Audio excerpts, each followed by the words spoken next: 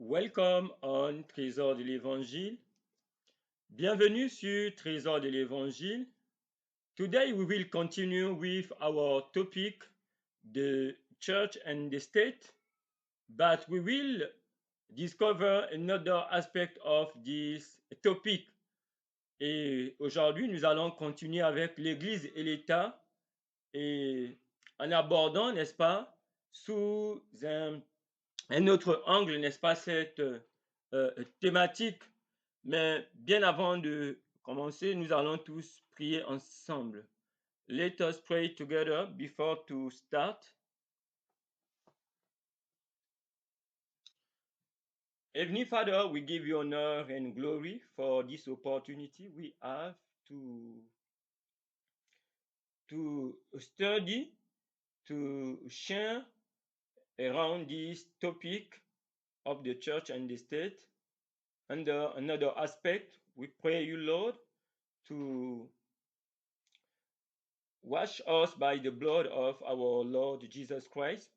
We pray you, Lord, to fill us by your Holy Spirit. May you, Lord, watch over us by your holy angels. Thank you to give everyone who will follow this presentation near and far your insight to understand the topic. Be magnified and be glorified. In the name of our Lord Jesus Christ, we pray you. Amen.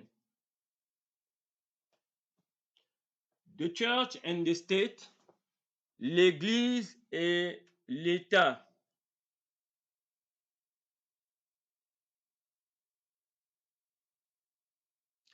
The liberty of conscience and the Constitution of the United States of America. La liberté de conscience et la Constitution des États-Unis d'Amérique. And this is our topic today.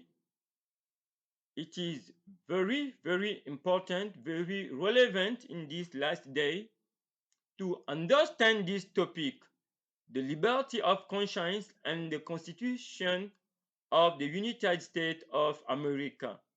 C'est une thématique capitale pour chacun d'entre nous, pour le peuple de Dieu, de pouvoir, n'est-ce pas, comprendre cette thématique de la liberté de conscience et de la Constitution des États-Unis d'Amérique.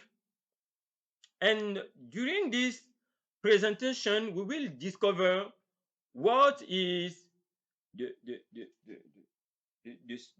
we can say the uniqueness of the United States of America comparatively to the other nations around the world. Et durant cette présentation, nous allons découvrir l'unicité des États-Unis ou l'originalité, la spécificité des États-Unis comparativement aux autres États dans le monde. And we will discover also the secret of the greatness of the United States of America. Et nous allons aussi découvrir le secret de la grandeur des États-Unis d'Amérique. And it is very important to understand this.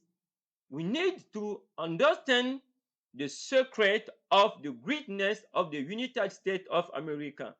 Et il est très important pour nous de découvrir le secret de la grandeur des États-Unis d'Amérique.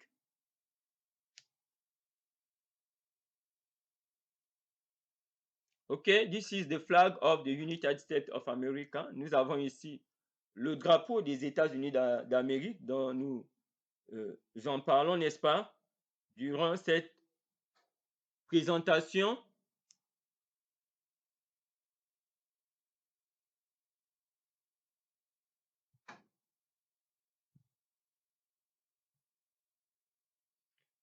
Okay, this is, we can say, this book, which is the Constitution of the United States of America. Tout à l'heure, nous avons vu le drapeau des États-Unis et nous avons ici la présentation de ce livre, n'est-ce pas, qui représente, pour nous donner une idée de la Constitution des États-Unis d'Amérique. And we can see upon this book the flag, this eagle, and this is the constitution. This is this book.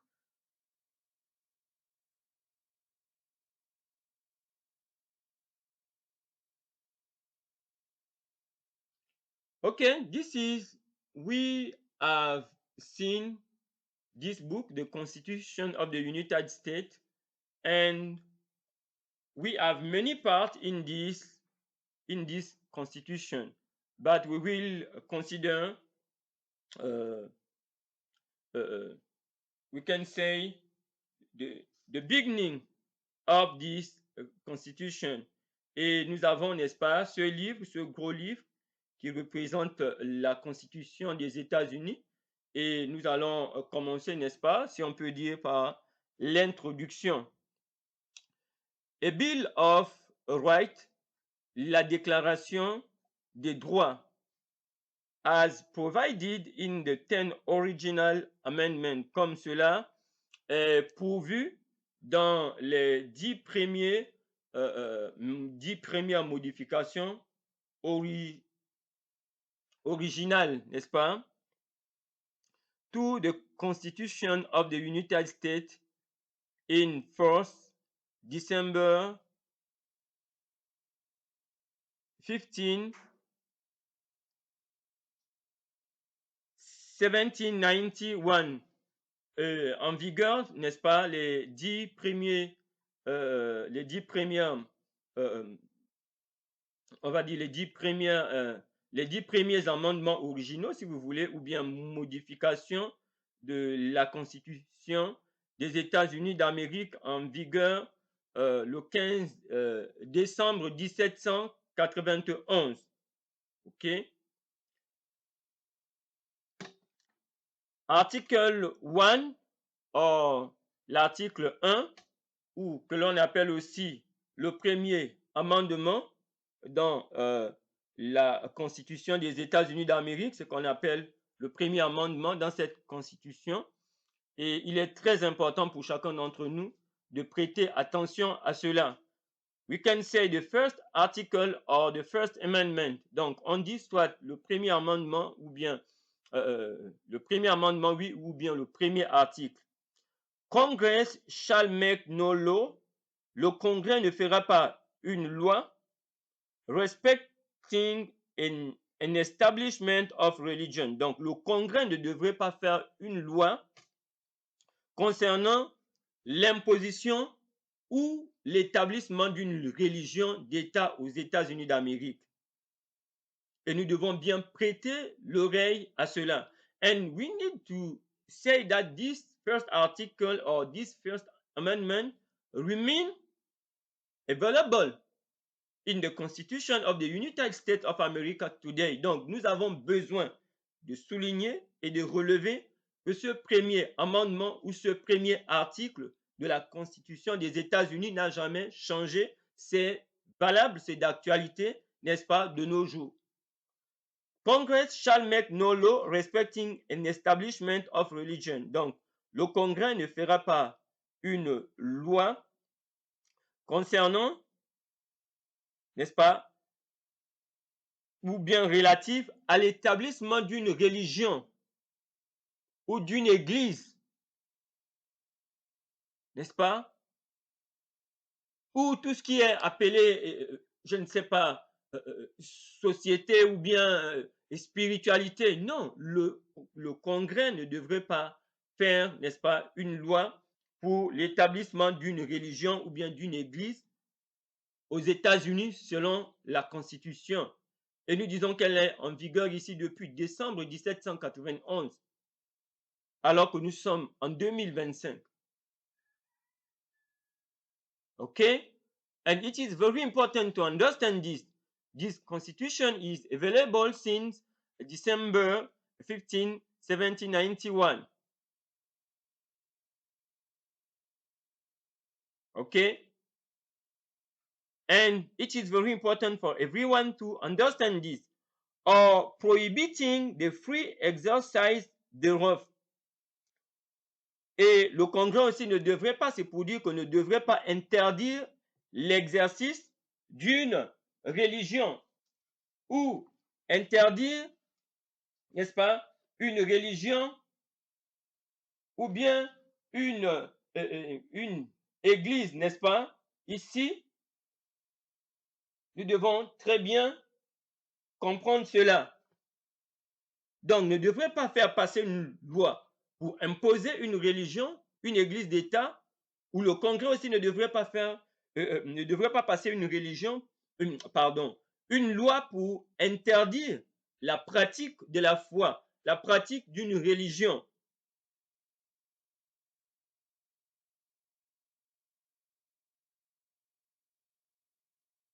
Donc ici, d'une église, on ne devrait pas interdire, n'est-ce pas, ou bien par la loi favoriser une église, ou bien interdire l'exercice, n'est-ce pas, de la foi.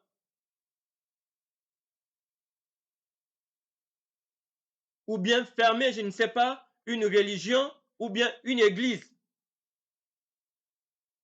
Or, abridging the freedom of speech. Ni, ou ne devrait pas aussi non plus interdire la liberté d'expression.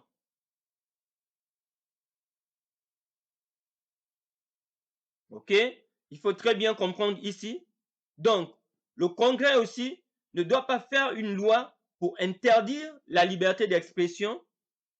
Or, offre de presse ou la liberté aussi de la presse, le Congrès ne devrait pas interdire la liberté de la presse. Donc, il faut très bien suivre ici. Donc, il y a la liberté de pratiquer, il y a l'interdiction pour le Congrès d'établir une église d'État, une religion d'État, une spiritualité quelconque. Il y a l'interdiction pour le Congrès d'interdire l'exercice de la religion ou le fonctionnement d'une église ou d'une spiritualité. Ou bien, le Congrès aussi ne devrait pas voter une loi pour interdire la liberté d'expression. Ça veut dire que les citoyens américains s'expriment librement sur tous les sujets et ils sont protégés par leur constitution. Et cela est très important. Nous devons comprendre cela. Ou la liberté de la presse. Le Congrès ne devrait pas faire passer une loi pour interdire aux gens de publier des écrits, des articles, d'avoir des journaux et tout ce que vous comprenez avec la liberté d'expression. Il y a des chaînes de télévision, des chaînes de radio avec des points de vue, n'est-ce pas, nuancés. Il y a la pluralité d'opinions. Donc la presse ici, chaque Américain a le droit d'écrire dans un domaine, n'est-ce pas, qui, c'est pas qui lui convient, en toute liberté, que ce soit sur le plan économique, politique, c'est pas religieux, ainsi de suite. Il y a la liberté de presse et elle est garantie par la Constitution des États-Unis. Or, the right of the people peaceably to assemble. Donc, le Congrès aussi ne doit pas faire passer une loi pour interdire aux gens the right of the people peaceably to assemble. Donc, le fait que les gens se réunissent de façon pacifique.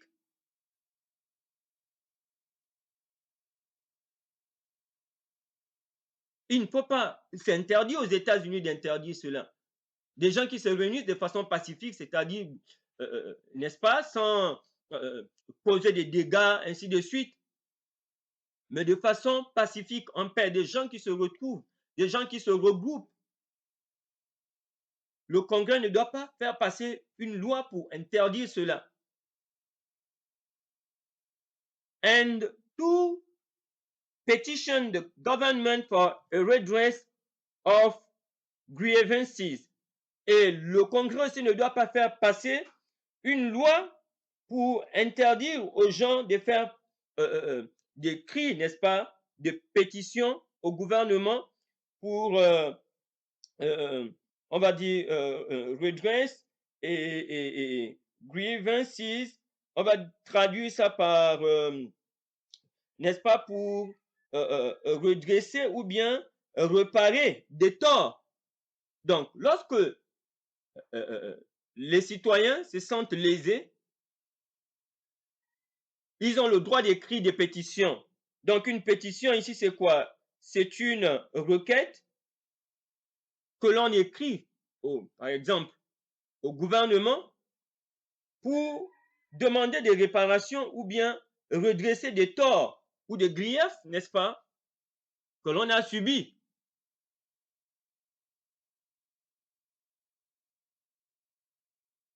Donc, si la population constate qu'elle souffre dans un domaine,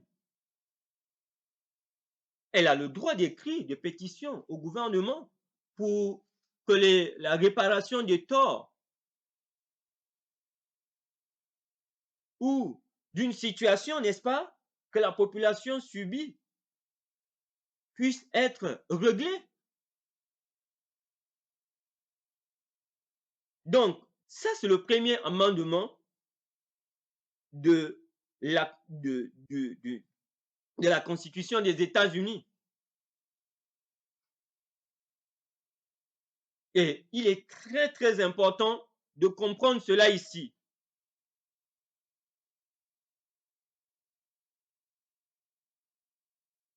Et ça, c'est le secret de la grandeur des États-Unis. Ça, c'est ce qui fait la spécificité, l'originalité des États-Unis comparativement à d'autres pays dans le monde. And this First Amendment in the Constitution, in the Constitution of the United States, this is the uniqueness of the United States of America, and this is the secret of the greatness of the United States of America. Donc, il faut très bien comprendre ici, nous sommes en train de parler de l'Église et de l'État, la liberté de conscience et la Constitution des États-Unis d'Amérique. C'est ce qui fait la grandeur, c'est ce qui fait l'unicité, l'originalité des États-Unis. C'est leur Constitution dans ce premier amendement qui garantit, n'est-ce pas, qui interdit au Congrès chez eux. Ils ont la Chambre haute, eux-mêmes, les Américains, quand on parle de Congrès, ils comprennent. Il y a ce qu'on appelle la Chambre haute, que l'on appelle le Sénat, la Chambre basse, que l'on appelle selon l'Assemblée nationale. Donc, le Congrès ne peut pas se réunir pour interdire, ne peut pas se réunir pour mettre en place une religion d'État ou imposer une église. Le Congrès non plus ne doit pas interdire l'exercice de la foi. Chacun est libre de pratiquer sa foi. Le Congrès ne doit pas fermer, n'est-ce pas, une église ou bien une spiritualité ou une religion. Chacun est libre de pratiquer sa foi. Le Congrès ne doit pas interdire la liberté d'expression. Donc, on parle de la pluralité des médias. Je ne sais pas, des chaînes de télévision, de radio et tout ce qu'il y a. Les Américains s'expriment librement sur le président des États-Unis, sur le gouvernement, sur tous les sujets, sur qui que ce soit. Et ils sont protégés par leur constitution. Le Congrès ne doit pas interdire la liberté de la presse. Les gens peuvent écrire.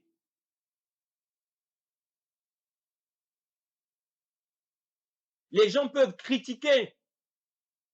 Donc, écrit. Il n'y a pas de limite. Le Congrès ne doit pas interdire le droit de s'assembler pour manifester, de s'assembler pacifiquement. Le Congrès ne doit pas interdire aux citoyens d'écrire des pétitions au gouvernement pour demander réparation pour des torts qu'ils subissent. Ils payent des impôts. C'est normal qu'ils aient droit à certains services que l'État leur garantit ou le gouvernement. C'est dans ce sens-là les pétitions. Donc, c'est ce qui fait la grandeur des États-Unis. C'est ce qui fait l'unicité des États-Unis.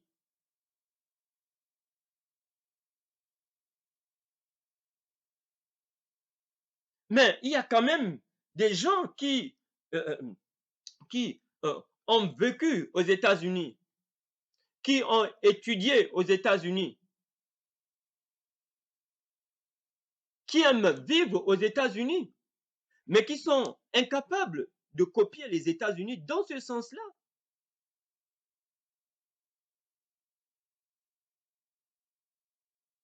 Pourquoi? Alors que nous voyons que c'est ce qui fait la grandeur des États-Unis et l'unicité des États-Unis. Voilà le secret. C'est leur constitution, y compris ce premier amendement, comparé à d'autres pays de la Terre.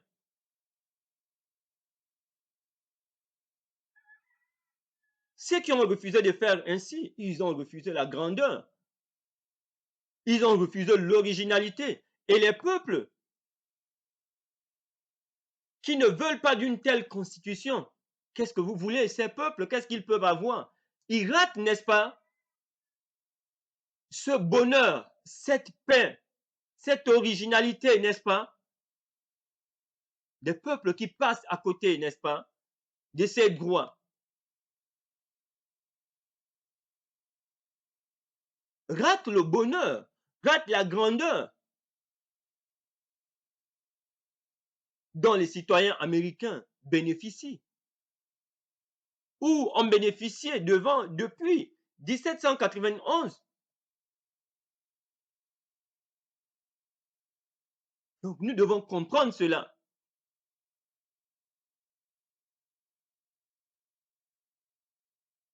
Et c'est très important pour chacun d'entre nous d'être conscient de cela. Et ça, c'est pas contre la volonté de Dieu. Ce genre de constitution, n'est-ce pas, glorifie Dieu, n'est-ce pas? Et il est très important de comprendre cela. And this is the secret of the greatness of the United States of America. Their constitution include this First Amendment of the Bill of Rights. And the other nation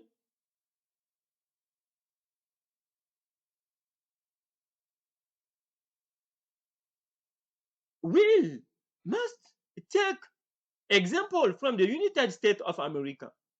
But we don't know why they don't choose the way of the United States of America according to their constitution.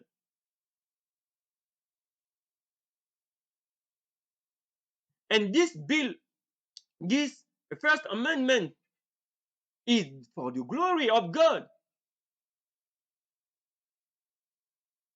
It is good for all people. It is good for all faiths, for every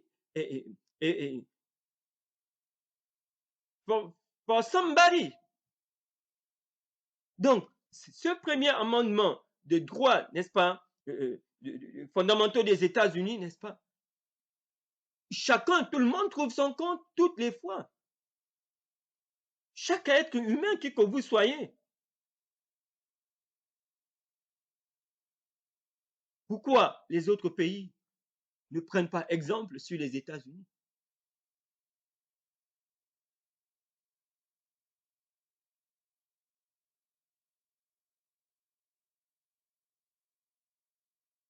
Bill of Rights, Congress of the United States of Congress of the United States First Amendment, Congress shall make no law respecting an establishment of religion or prohibiting the free exercise thereof or abridging the freedom of speech or the press or the right of the people peaceably to assemble to petition the government for redress grievances. Okay, redress of grievances, and it is this First Amendment we have commented just before. Donc vous avez ici ce premier amendement qui se présente aussi ainsi dans la Constitution des États-Unis que nous venons juste de commenter.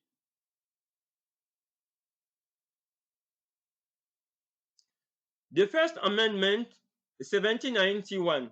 Donc le premier amendement que nous venons de voir, ou bien le premier article de la Constitution des États-Unis, c'est ça. Quand on dit le premier amendement, c'est ce que nous venons de commenter. Et ici, nous allons essayer de faire un résumé. On se rend compte que dans ce premier amendement, il y a la protection, de ce premier amendement, ce premier article protège 5 freedoms. Donc, il protège 5 libertés. Religion, la religion, ou la foi, tout ce que vous voulez. Speech, la liberté d'expression. Presse, la liberté de la presse. Assembly, la liberté de se réunir, de manifester, comme on a dit, pacifiquement. And petition, des cris de pétition, n'est-ce pas, au gouvernement, des requêtes pour demander des réparations pour des torts, pour des situations, n'est-ce pas, que la population subirait, ou certaines orientations que les citoyens aimeraient que certaines choses puissent être faites d'une certaine manière. OK? Donc, ce premier amendement, ou bien ce premier article de la Constitution des États-Unis de 1791 garantit ces libertés qui sont fondamentales pour le bonheur, pour le bien-être de chaque être humain. Et comme nous avons dit, ça c'est le secret de la grandeur, de l'originalité des États-Unis. Et ça glorifie Dieu. Quand on garantit ces libertés à un peuple. Et c'est un peuple qui est béni. Et le Dieu de la Bible ne peut pas être contre cela. Mais au contraire, ce sont des libertés innées de parler, n'est-ce pas?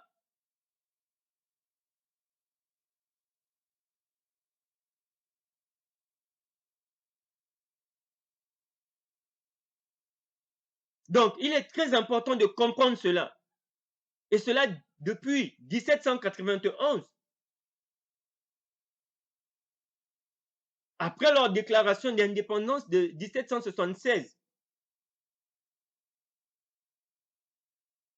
And this First Amendment of the United States of America is after the independence of 1776. And when a nation grants to its citizens all this freedom, it is for the glory of God. And when a nation do the contrary of this freedom,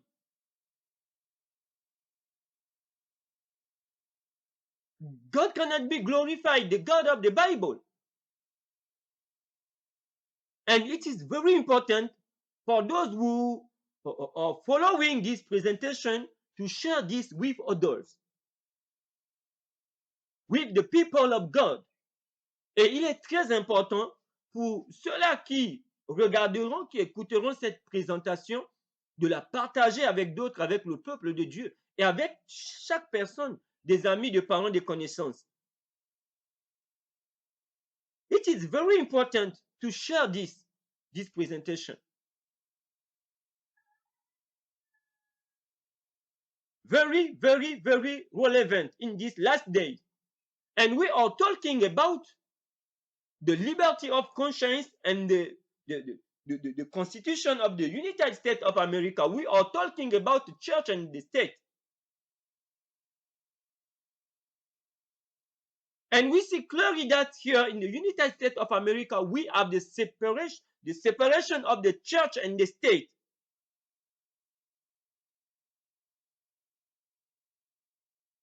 Okay? And if you understand this topic of the liberty of conscience and the Constitution of United States of America, you can understand many topics on the United States of America. Donc, si vous comprenez, n'est-ce pas, cette thématique de la liberté de conscience et la Constitution des États-Unis, vous allez comprendre beaucoup, n'est-ce pas, de sujets que l'on peut aborder sur les États-Unis. And without this freedom, a nation, the citizen of a nation, have not the liberty of conscience. OK? Donc, nous sommes en train de dire que une nation, un peuple qui n'a pas ces libertés garanties, la liberté de religion, la liberté d'expression, la liberté de la presse, de s'assembler et des pétitions, n'a pas la liberté de conscience. Mais Dieu nous a créés avec la liberté de conscience. Il faut très bien le souligner. Et ça garantit la liberté de conscience. Donc, un chrétien qui va à l'encontre de la liberté de conscience, de ses libertés, ne peut pas, n'est pas en accord avec le Dieu des cieux. And it is very important to underline this. Donc, un chrétien qui va à l'encontre de ses libertés ne glorifie pas le Dieu des cieux. Il faut le dire, parce que Dieu nous a créés avec la liberté de conscience, et la liberté de conscience nous est garantie par ces libertés. La liberté de la religion, la liberté d'expression, de la presse, des assemblées et de pétitions.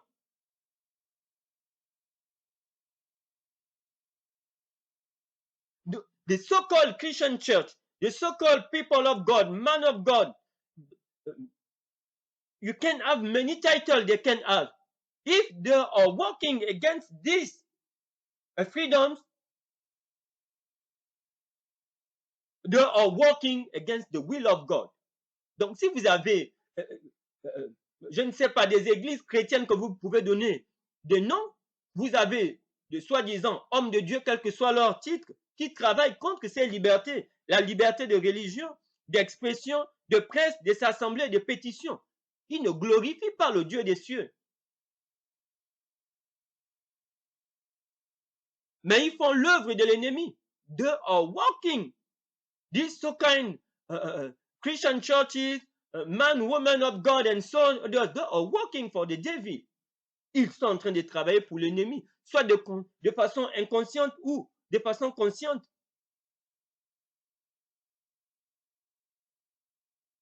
They are working for if they don't grant to the people, the citizens of a country, this freedom, they are working for the devil.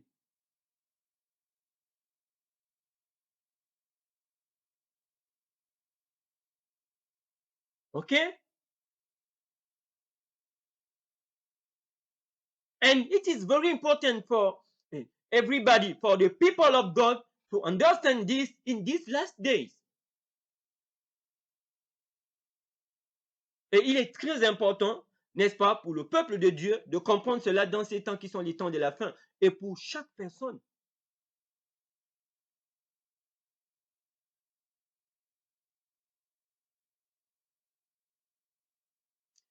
Religion clauses, the First Amendment, 1791, les clauses de la religion, dans le premier amendement de la Constitution de 1791 ou bien dans le premier article, comme nous avons vu. Prohibits the establishment of religion. Donc, ce premier article de la Déclaration des droits dans la Constitution des États-Unis prohibit the establishment of religion, interdit l'imposition par le Congrès, par l'État, d'une église ou bien d'une foi ou d'une religion. L'État ne doit pas imposer, utiliser la loi, le Congrès. Voilà le républicanisme.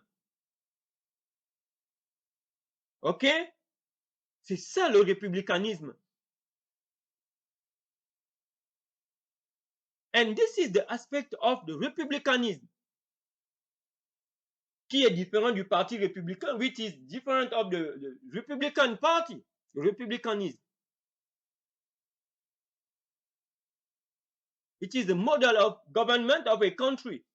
We have seen this on this channel in the other presentation.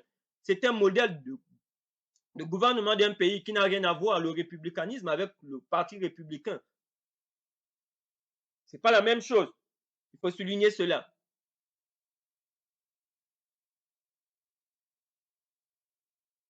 Donc, garantit la liberté d'exercer sa foi, comme nous avons déjà vu.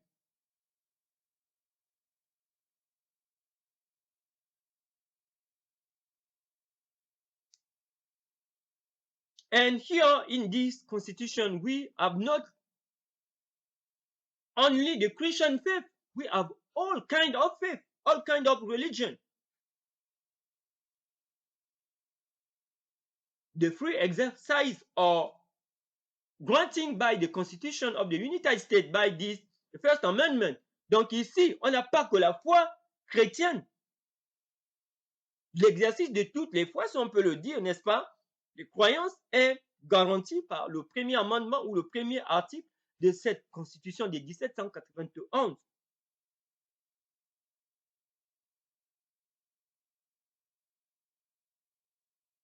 Et nous voyons que cela fait le bonheur des citoyens américains.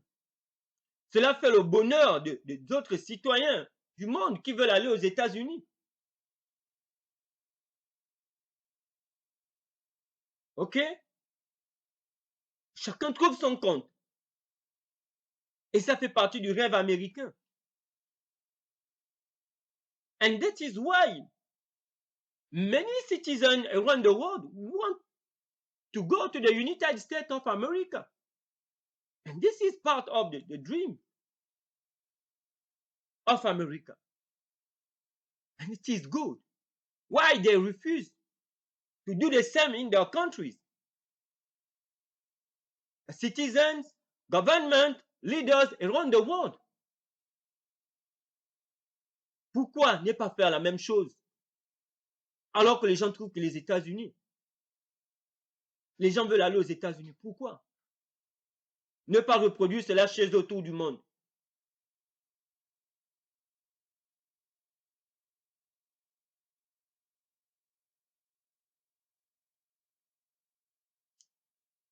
Protestant and Republican government. Okay? This is the two pillars upon which the founder of the United States have built the United States of America. Et nous avons ici, ce sont les deux piliers sur lesquels les pères des États-Unis, les pères fondateurs des États-Unis ont bâti les États-Unis d'Amérique. C'est quoi le protestantisme? C'est une foi qui est basée sur la Bible et sur la Bible seule.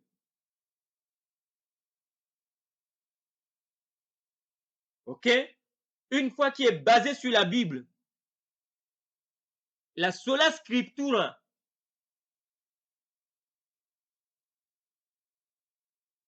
C'est ça le protestantisme.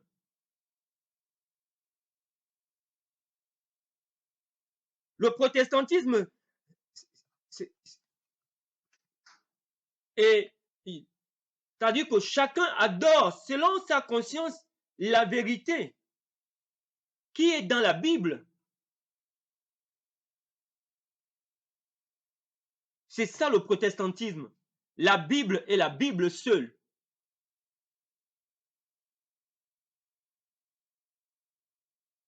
Donc, aux États-Unis, il y a le protestantisme. Et le protestantisme est pour la séparation de l'Église et de l'État. Jésus a dit, rendez à César ce qui est à César, à Dieu ce qui est à Dieu.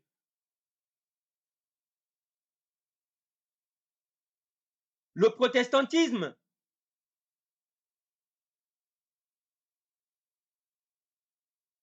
c'est une église. Dans le protestantisme, le chef de l'église, c'est Jésus-Christ seul.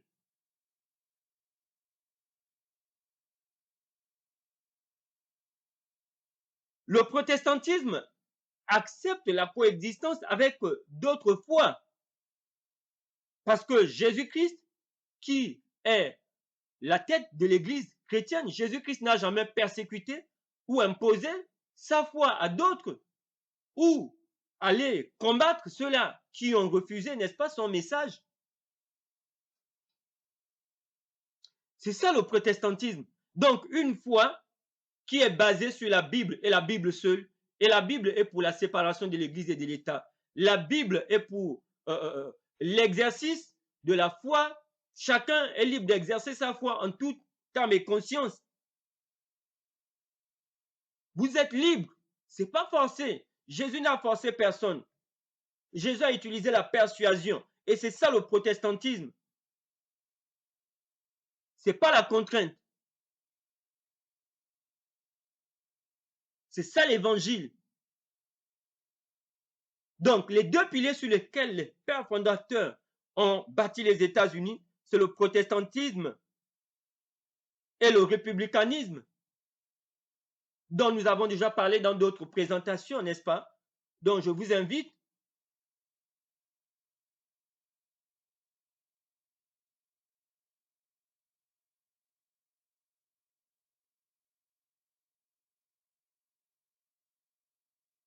il est très important, n'est-ce pas, de comprendre cela.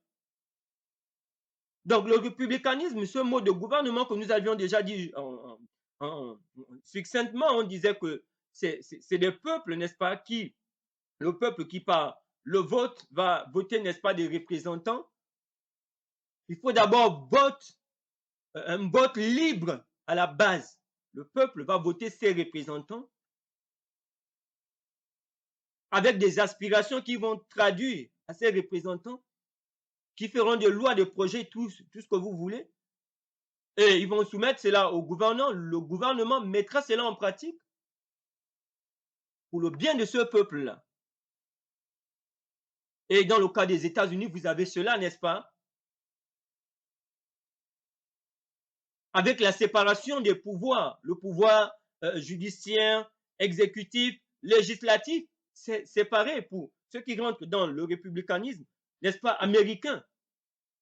Et on a dit que c'est ce qui fait la grandeur des États-Unis, l'unicité des États-Unis, jusqu'en ce jour, depuis 1791. Il y a une séparation entre les pouvoirs, le pouvoir exécutif, législatif, judiciaire, n'est-ce pas? C'est séparé quand vous prenez le républicanisme américain. Et c'est basé sur cette constitution. Et il y a le protestantisme et le républicanisme. Donc, cette église, cette foi qui a pour base la Bible et non le oui dire, je ne sais pas, c'est qu'un homme pense ou bien une autre source, non. Et il faut le souligner, le protestantisme accepte la pluralité de foi aussi. Donc, les pères fondateurs des États-Unis ont bâti les États-Unis sur ces deux piliers, le protestantisme et le républicanisme. The purpose of separation of church and state is to keep. L'objectif de la séparation de l'Église et de l'État is to keep forever from these shores et de garder pour toujours on va dire, loin de ces côtes, donc des côtes des États-Unis d'Amérique, the ceaseless strife that has soaked the soul of Europe in blood for centuries. I invite everybody, I invite everyone, I invite somebody, the Son of God, the daughter of God, to share this presentation with others everywhere you can be, and to pay attention. Don't follow blindly the so-called man of God, woman of God, please, man of God, or religious leaders as in the church. Donc, j'invite, n'est-ce pas, chacun, chaque personne, une personne, chacun de nous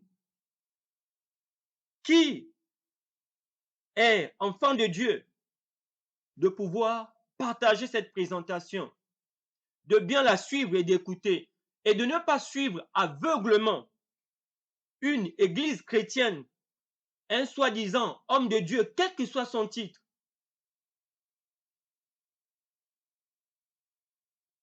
En suivant très bien ce que nous allons relire tout à l'heure. We will repeat this statement and don't follow blindly, please.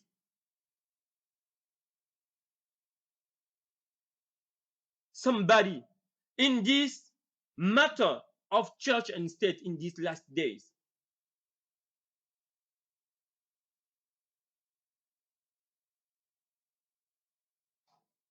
Some are working to unite the church and the state. Don't follow them. Follow the Bible. Jesus has said that render to Caesar which belong to Caesar and to God which belong to God.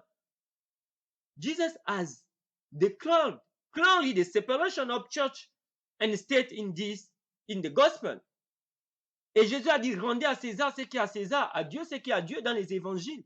Il a déclaré la séparation de l'Église et de l'État.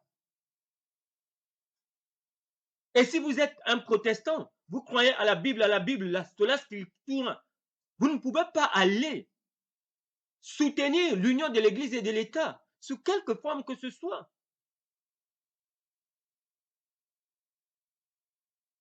Suivre une Église soi-disant chrétienne qui soutiendrait l'union de l'Église et de l'État.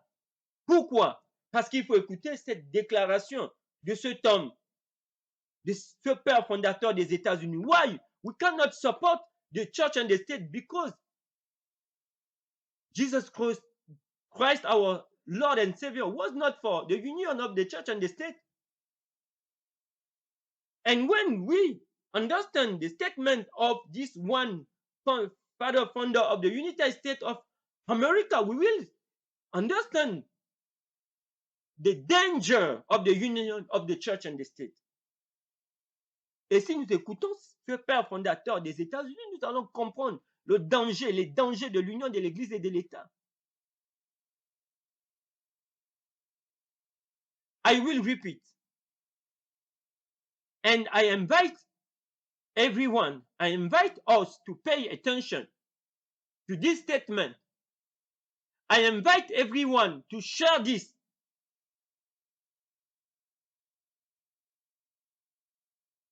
I invite us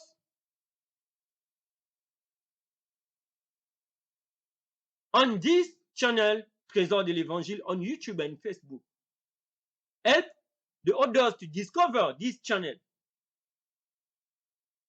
The purpose of separation of church and state, l'objectif ou le but de la séparation de l'Église et de l'État is to keep forever from these shores, et de garder pour toujours et à jamais de ces côtes, donc des côtes des États-Unis d'Amérique, the ceaseless strife, de garder à jamais des États-Unis d'Amérique, les luttes, les guerres sans fin, n'est-ce pas? That has soaked the soul of Europe, qui ont souillé le sol de l'Europe in the blood for centuries, dans le sang, durant des siècles. James Madison, fourth President of the United States. Donc, James Madison, qui est le 4e président des États-Unis.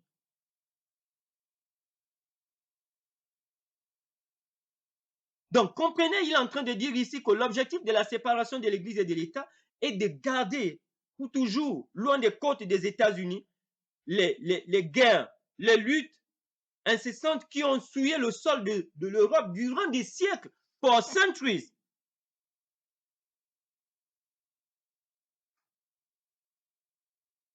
Not for months, for years, but for centuries.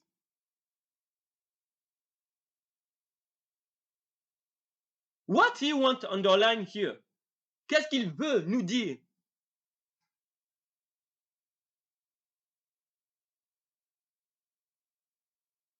Is he talked about Europe.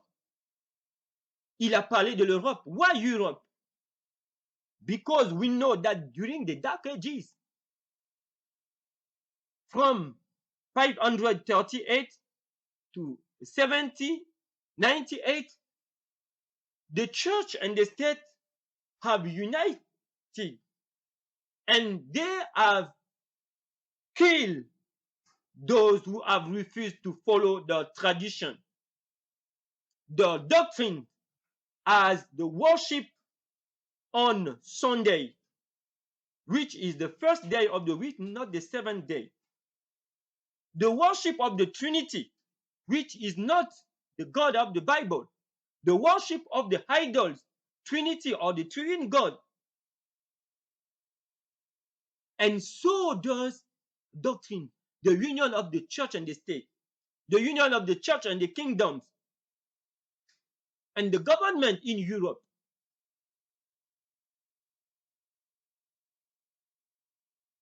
We have the great example of the France with the king as Clovis and his wife as Clovis and Clotilde, yes. In Germany, in England, and so does. They have killed the true Protestants, those who believe in the Bible and the Bible alone, the papacy, the Catholic Church. This is the statement of this fourth president of the United States of America, James Madison, when he's underlined this strife in Europe. It is this time of the Dark Ages. In France, we have the example of the people as Huguenot, Vaudois, Albigeois, Huguenot in France, in Italy, Vaudois, and so does. The world, the true Protestants, those who believe in the Bible and the Bible alone, the sola scriptura, they didn't worship on Sunday. They didn't worship the Trinity. They didn't worship the idols, the image, and so does. They didn't believe in the immortality of the soul. But the papacy have joined the church and the state with the armies, with the government, with the magistrate. They have killed them during the centuries, from 538 to 1788, when Napoleon will destroy the power of the papacy in 1798. This is the consequences of the union of church and state. This is the consequences when you have put the Bible aside. Because in the Bible and the Bible alone, we cannot support the union of the church and the state.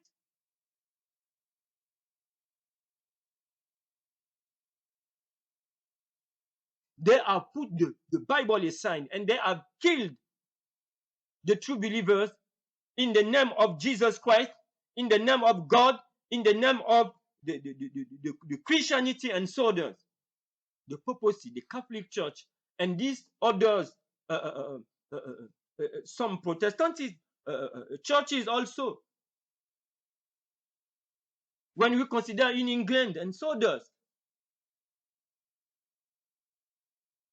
But he says the purpose of the separation of the church and the state when they are built, the United States, was to keep forever from this surely the ceaseless strife that has sucked the soul of Europe in blood for centuries. You have this image.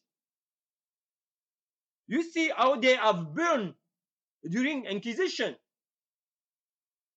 You can see this one, how they have burned. You have the example of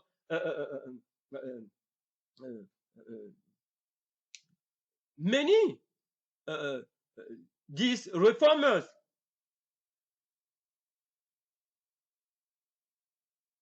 They have burned them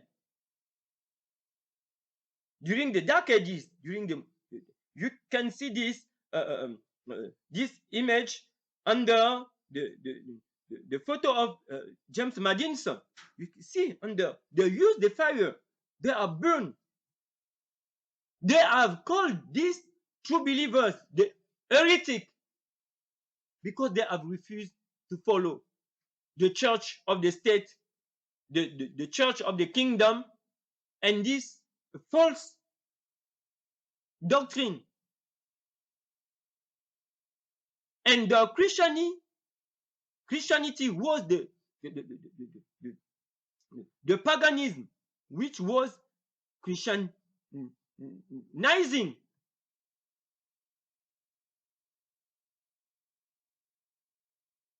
Those who have killed them, the Catholic Church, the papacy, and the so others churches.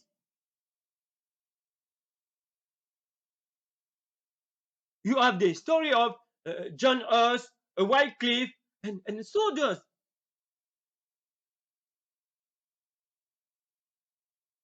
Okay? This is the outcome of the union of the church and state. When you see the church, when you see the so-called man of God, Jesus didn't give this commission to a Christian to burn the others, but they have done this. It is the history. In the history of Europe, you can find in France the history of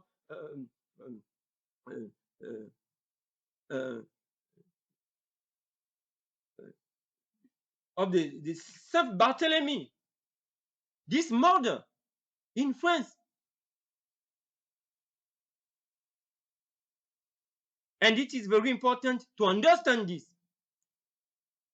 You can see, you can make your own research during the Dark Ages. And that is why the founder, the forefathers, they have fled from Europe and they have searched where they can pray God with the liberty of conscience.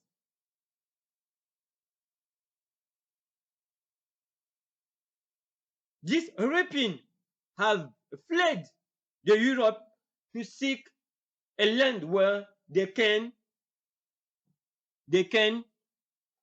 pray, they can live the faith freely. And it is very important to understand this. OK? Donc, ici, nous avons ce quatrième président des États-Unis qui nous dit que l'objectif de la séparation de l'Église et de l'État, lorsqu'ils ont créé les États-Unis, l'objectif était de garder à jamais loin des côtes américaines toutes les luttes, toutes les guerres, tout ce qu'il y a eu durant le Moyen-Âge, de 538 à 1798 en Europe, avec l'union de l'Église et de l'État. Comment est-ce que les véritables adorateurs, les véritables chrétiens qui croyaient à la Bible seule, ont été tués? L'Église catholique romaine ou la papauté s'est associée avec les gouvernants d'Europe, avec les royautés. On a l'exemple de la France, que l'on dit être la fille aînée de l'Église catholique. Comment le roi Clovis et sa femme Clotilde ont utilisé les armes et les moyens du royaume de France pour imposer le catholicisme romain, imposer leur doctrine telle que le dimanche, l'adoration le jour du dimanche, qui n'est pas le 7e jour de la semaine. Le 7e jour, c'est samedi, c'est le jour que Dieu a béni. Avec le mariage depuis le jardin d'Éden, ceux qui ont refusé d'adorer la Trinité ou le triune God, qui n'est pas le Dieu de la Bible, l'adoration des images, les purgatoires et tout ce que vous voulez, qui ont refusé l'immortalité de l'âme, à savoir qu'après la mort, on ne vit pas. On meurt en attendant, on cesse d'exister en attendant le retour de notre Seigneur et Sauveur Jésus-Christ. Tous ces chrétiens, que l'on appelle les véritables protestants qui croyaient à la Bible seule, ont été tués à cause de l'union de l'Église et de l'État. Et il précise bien ici, durant des siècles, pas pendant des mois, pas pendant des années, mais durant les siècles de 538 à 1798, lorsque Napoléon mettra fin au pouvoir de la papauté sur les rois, les gouvernants d'Europe, ce sont eux qui élevaient des rois, qui les abaissaient, des dirigeants. Et certaines églises aussi protestantes, quand vous prenez par exemple le royaume d'Angleterre, avec les anglicans, ainsi de suite. Donc, vous prenez l'histoire de la France avec le massacre de la Saint-Barthélemy. Chacun est invité à faire des recherches. C'est lui le 4e président des États-Unis qui a écrit ça, le père fondateur. Donc, pour ceux qui ne comprennent pas, les États-Unis ne sont pas une nation chrétienne exclusive, mais c'est une nation qui a été bâtie sur des principes chrétiens. Il y a la différence. Parce que si les États-Unis deviennent une nation chrétienne exclusive, les États-Unis, ils vont devenir une théocratie. Et dans la théocratie, on tue les autres, tous ceux qui n'ont pas la même foi que vous. Et c'est ce qui s'est passé en Europe. Ils ont créé des théocraties, l'union de l'Église et de l'État, des théocraties catholiques, romaines, et tout ce que vous voulez. Donc, les États-Unis sont un pays bâti sur des principes chrétiens. Comme nous avons dit, la séparation entre l'Église et l'État, rendez à César ce qui est à César, à Dieu ce qui est à Dieu. César, c'est l'État, c'est l'autorité civile. Dieu, c'est l'Église. Jésus-Christ lui-même, il a établi cela. Mais Jésus-Christ n'a pas dit de créer des théocraties où on va tuer ceux-là qui n'ont pas notre foi. Jésus n'a pas donné l'épée à qui que ce soit. Il n'a pas donné l'épée à Pierre. Il n'a pas donné l'épée, je ne sais pas, à Matthieu, à Jacques, d'aller tuer d'autres. C'est la persuasion. Donc, quand on prétend être l'église chrétienne et qu'on tue les gens, ce n'est pas une église chrétienne. Jésus n'a pas laissé l'épée à Pierre. Et vous avez, n'est-ce pas, ce passage qui est dans Matthieu chapitre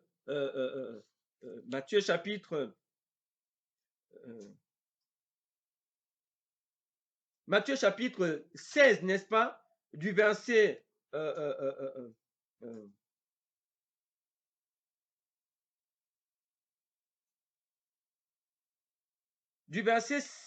on peut prendre au verset 15 au verset 18, Matthieu chapitre 16 du verset 15 au verset 18, où Jésus a dit à Pierre, tu es Pierre, sur cette pierre je bâtirai mon église. Mais vous avez Céphas et Pétra. Quand Pierre a répondu, tu es le Fils de Dieu. Donc, l'église de Jésus-Christ n'est pas bâtie sur Pierre, Céphas, Pétra, sur la révélation que Jésus-Christ est le Fils de Dieu. Il a bâti son église sur lui-même, pas sur Pierre. Donc, sur ce verset, l'église catholique s'est arrogée, on va dire, la maternité de l'église chrétienne au point de s'arroger le titre de l'église mère et de massacrer d'autres. Non. Et ces chrétiens qui croyaient à la Bible, les glorieuses églises qui étaient bâties sur Jésus-Christ ont été massacrées. Donc, nous devons comprendre, quand ce 4e président des États-Unis a écrit cela, les États-Unis sont indépendants depuis 1776. Nous sommes en 2025. Et on a dit que c'est ce qui fait la grandeur, l'unicité des États-Unis. Toutes les fois se retrouvent avec toutes les libertés que nous avons vues. Et Dieu les a bénis. Alors que si c'était une théocratie, une union de l'Église et de l'État, il y aurait la persécution. Donc, depuis la fin de la théocratie avec la déportation du peuple de Juda à Babylone, il n'y aura plus de théocratie chrétienne sur cette planète Terre jusqu'au retour de notre Seigneur et Sauveur Jésus-Christ, quand il faut le comprendre. Les théocraties conduisent à des guerres de religion. Il n'y a qu'à voir au Moyen-Orient. Ce qui se passe au Moyen-Orient, dans cette zone-là, Israël, la Palestine, tout ça, ils ont créé des théocraties. Alors que Jésus a séparé l'Église et l'État. L'union de la religion et de l'État conduit à des guerres. L'union de la religion et d'une royauté conduit à des guerres. C'est ce que nous sommes en train de voir au Moyen-Orient.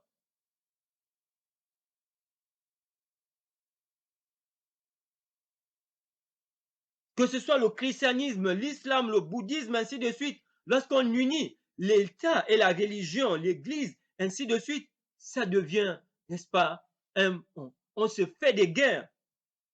Et ils ont séparé l'Église et l'État, c'est sûr, cette base. Donc, on est inspiré par Dieu, le Dieu de la Bible. C'est quand on sépare l'Église et l'État, pas quand on unit, jusqu'à ce que Jésus-Christ lui-même revienne et que le Père décide, n'est-ce pas, de son retour. Ce que les hommes doivent faire, c'est de séparer l'Église et l'État, pas de l'unir. And until the second coming of our Lord Jesus Christ, the humankind need to separate the church and the state, not to unite. That is why when you unite a religion and a state or a kingdom, you will have constant strife. And these people, the founder of the United States was the wise man. They have the wisdom from God. Et ces pères fondateurs des États-Unis étaient des hommes sages. Ils avaient la sagesse venant du Dieu des cieux. La séparation de l'Église et de l'État. C'est ce que Dieu demande aux hommes de Dieu, à l'Église de Jésus-Christ, pas l'union de l'Église et de l'État. Ah, ça vient de l'ennemi. Ça, c'est l'œuvre du diable parce que ça conduit au gain. Et c'est le diable qui tue, c'est le diable qui ment. Le Seigneur nous le dit dans Jean chapitre 8. When we consider the Gospel of John chapter 8, the Lord has stated clearly that it is the devil is a murderer, is a liar since the beginning. When you unite the church and the state, you will kill your neighbors. Okay? And it is very important for everybody, for the people of God to understand this message. Don't remain in these churches which are uniting the church and the state or supporting the union of the church and the state.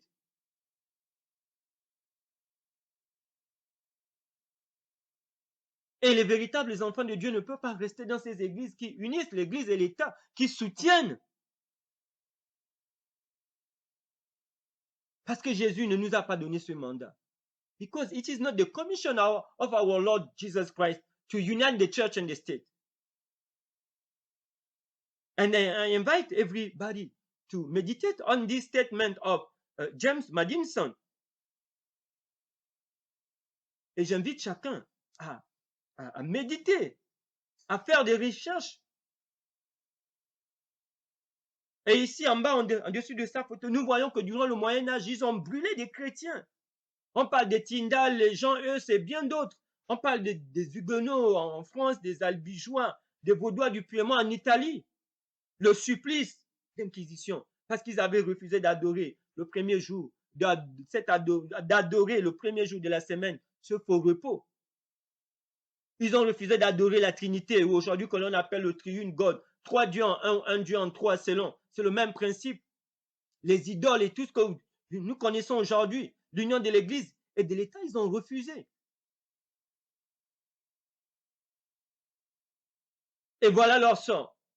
Jésus-Christ n'a jamais demandé à qui que ce soit de brûler son prochain, fût-il au nom de Dieu, au nom de Jésus-Christ, au nom de la vérité. Et les pères fondateurs des États-Unis étaient des hommes sages. Ils avaient la sagesse venant de Dieu. Donc, les États-Unis ne sont pas une théocratie. C'est un pays qu'ils ont bâti parce qu'il y avait des Amérindiens, les autochtones. Ce n'est pas une théocratie, mais c'est une nation qui a été bâtie sur les principes chrétiens, dont le protestantisme et le républicanisme, la séparation de l'Église et de l'État. Aussi longtemps que les États-Unis garderont, garantiront, n'est-ce pas, ces libertés à leurs citoyens, ils seront toujours, n'est-ce pas, le leader. Et les États-Unis, c'est un pays très jeune par rapport aux nations européennes, mais Dieu les a élevés à cause de ces principes du protestantisme et du républicanisme. C'est le secret de leur grandeur. C'est une nation qui a eu ses indépendances en 1776, comparativement aux vieilles nations européennes, qui sont restées de monarchies, de théocraties, qui ont utilisé la guerre, qui ont utilisé la traite de noirs et tout ce que vous connaissez, ces églises d'État, la papauté, ainsi de suite. Donc, il faut très bien comprendre cela. Voilà la voie de Dieu, voilà la volonté de Dieu. Donc, aujourd'hui, quand on voit le christianisme national aux États-Unis, où ils veulent unir l'Église et l'État, avec Heritage Foundation, Make America Great Again ou bien MAGA, avec le président Trump, avec le projet 2025, on dit qu'il faut unir l'Église et l'État et le jour du repos, c'est dimanche. Mais les États-Unis sont en train de repartir au Moyen-Âge. Et les États-Unis vont s'écrouler comme l'Europe. C'est ce qui a fait la chute de l'Europe, l'union de l'Église et de l'État, des royautés. Mais aujourd'hui, avec le projet 2025, la réélection du nouveau président, on voit ces pasteurs, on voit ces prêtres, n'est-ce pas, partout qui unissent l'Église et l'État au détriment de ces conseils, de ces pères fondateurs des États-Unis. Et il faut comprendre là où nous sommes. And today we can see at the United States of America,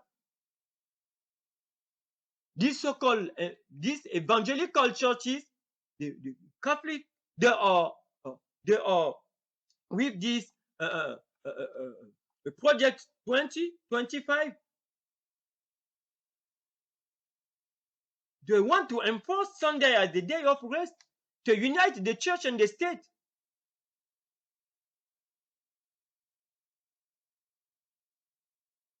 This is the request from the elected president of the United States of America. The current president, when you consider the campaign, and it will lead the United States back to the Dark Ages. And the union of church and the state has led the nation of Europe to fall.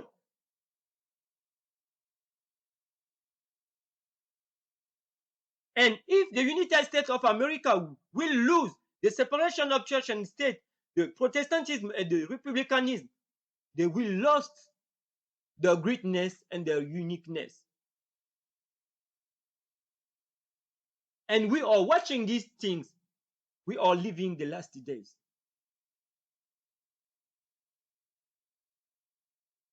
Et nous sommes en train de voir ces choses. C'est triste. Nous sommes en train de vivre les temps de la fin.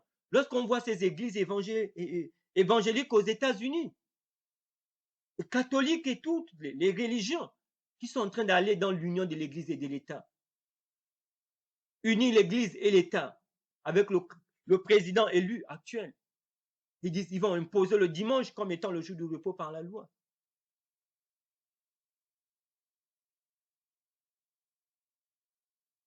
Les États-Unis sont en train de ramener, de repartir au Moyen-Âge. Et Madinson dit que cela fait couler le sang, l'union de l'Église et de l'État.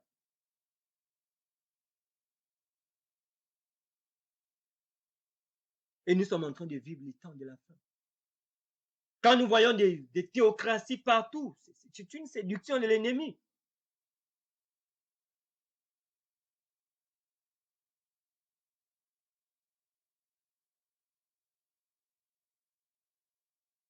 And here we can see this drawing or this photo.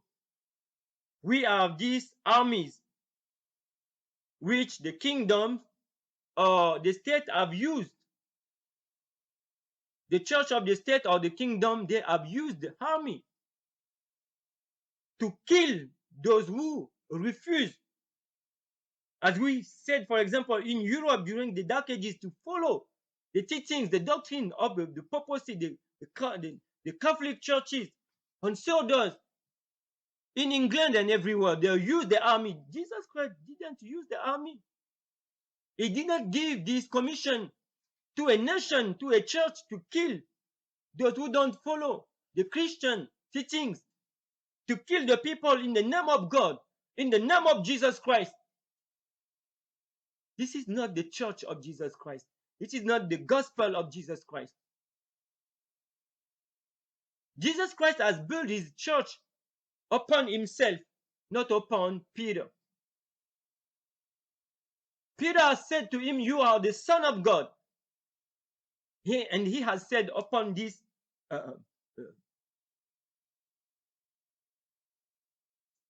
this stone I will build my church. Upon this revelation, not upon Peter, a human being.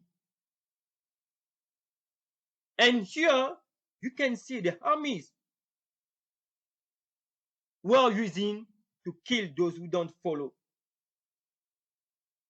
During the Dark Ages, the papacy, the Catholic faith, and so does in Europe.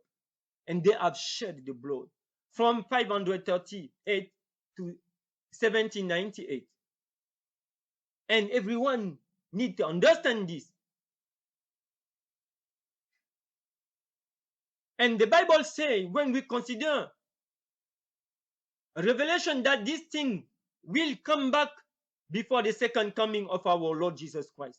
Et ici, nous voyons des armées qui sont réquisitionnées par des rois, des chefs de gouvernement en Europe de 538 à 1798, durant le Moyen-Âge. Comment ils ont tué ces chrétiens qui croyaient à la Bible seule. Ce n'est pas l'évangile de Jésus-Christ. Jésus-Christ dit, quand nous avons lu dans Matthieu au chapitre 16, il dit qu'il a bâti son église sur la révélation qu'il est le Fils de Dieu, pas sur Pierre. Il n'a pas donné l'épée à Pierre ou à une église quelconque de tuer en son nom, au nom de Dieu, au nom de la vérité. Mais la papauté, l'église catholique romaine l'a fait. Et d'autres églises dans d'autres royaumes, en Angleterre et partout. Mais Jésus a dit, lorsque nous verrons ces choses se propager, l'union de l'église et de l'État, nous sommes dans les temps de la fin du retour de notre Seigneur et Sauveur Jésus-Christ. Et nous regardons autour de nous l'union de l'église et de l'État, du pouvoir politique et du pouvoir religieux. And we are watching the union of spiritual power and political power. We are living in the last days. According to the prophecies of Daniel, of Revelation. Donc, selon les prophéties d'Apocalypse de Daniel, nous voyons.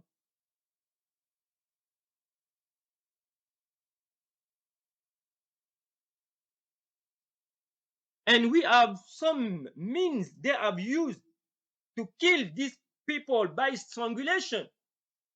Those who have refused to worship on Sunday, to worship the Trinity, the image, and so others, to support the union of church and state, they have used this kind of means.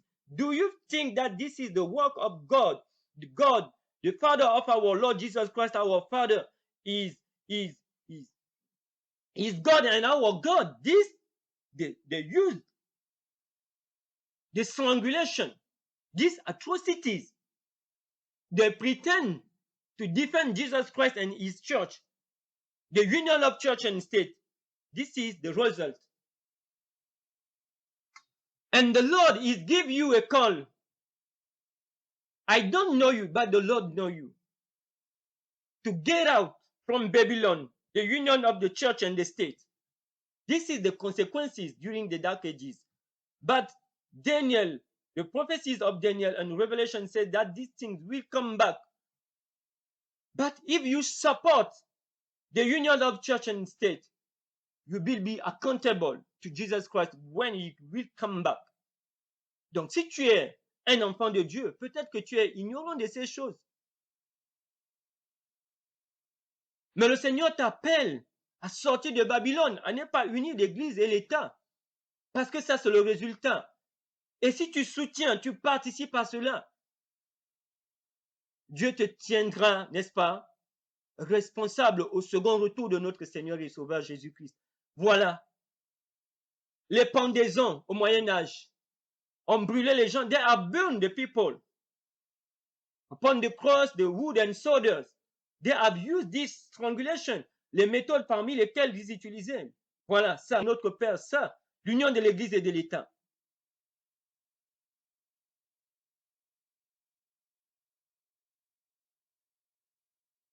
Et nous sommes en train de voir cela aux États-Unis et partout dans le monde, l'union du pouvoir politique et du pouvoir religieux. Et les gens suivent aveuglement. Mais Jésus a dit, rendez à César ce qui est à César, à Dieu ce qui est à Dieu. La séparation entre l'Église et l'État. Ils ont tué le peuple de Dieu. Et Apocalypse, lorsqu'on lit dans Apocalypse 17, au verset 6, que je vais inviter chacun à lire, Jean dit qu'il a vu cette femme ivre du sang des témoins de Jésus.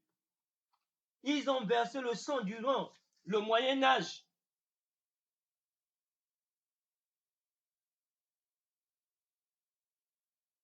Quand nous considérons, n'est-ce pas, le livre d'Apocalypse, au chapitre 17, je vous invite à lire. N'est-ce pas comment les témoins de Jésus ont été massacrés par la papauté, par bien d'autres églises telles que les anglicans, ainsi de suite. La papauté. À cause de ces doctrines qui ne sont pas bibliques, que ces fidèles chrétiens ont refusé. L'adoration, le faux jour du repos du dimanche, la Trinité ou le triune God. Aujourd'hui, nous voyons l'écuménisme. Cette adoration qui revient, les images, toutes l'immortalité de l'âme, adorer des hommes, des leaders religieux qui se font adorer, vénérer.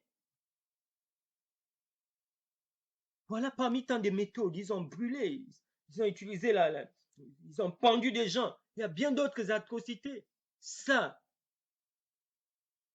c'est l'union de l'Église et de l'État. Voilà, Madinson a dit qu'il voulait éloigner le sang des côtes des États-Unis lorsqu'ils ont créé. Leurs grands-parents ont fui cela, leurs grands-parents ont subi cela. The grandfathers of the founder of the United States of America have faced these atrocities. That is why God has given to them, has given to them this wisdom from him to separate the church and the state. And he has blessed the United States of America. As long they will follow the republicanism and the Protestantism, this church with the faith is basing upon the Bible and the Bible alone. This church that there is not a pope.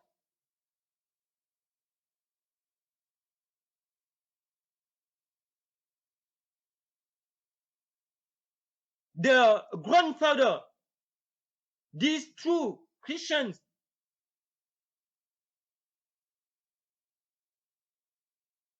they have seen, and they have called the Pope of Rome the Antichrist. You have the Wesley, the Martin Luther, and Souders. They have called the Pope of Rome the Antichrist. This is the work of the union of church and the state, the purpose with the kingdom of Europe. Et leurs grands-parents, ils ont appelé le pape de Rome l'Antichrist. C'est les Wesley, c'est les Calvin, c'est les Tyndall, c'est les autres. Voilà le travail de la papauté. de l'Église catholique romaine avec les rois. D'Europe au Moyen-Âge, ils ont versé le sang. Et ils le savaient. Ils ont écrit ouvertement qu'il est l'Antichrist, le pape de Rome. Aujourd'hui, après des siècles, leurs petits-enfants ignorent cela. Et ils veulent unir l'Église et l'État. And after many centuries, they have another teaching on the Antichrist, but the founders, they have called the Pope of Rome the Antichrist. And today, after many generations of these people, they want to join the church and the state. They have changed the teaching on the Pope of Rome. We have this in the history. It is the history. What we are sharing. You can make your research. Okay? And may the Lord help us to share this with others. Que le Seigneur puisse nous aider à partager cela avec d'autres.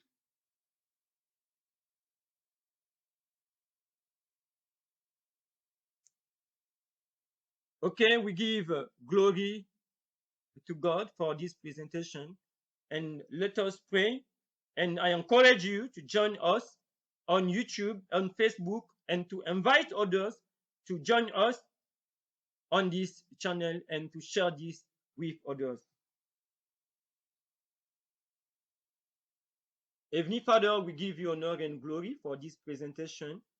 May you, Lord, watch over us everywhere we can be, your holy angels, and to help us to understand this topic and to prepare everyone for your second coming, and to help us to share also this message and this channel, Trésor de l'Évangile, with others.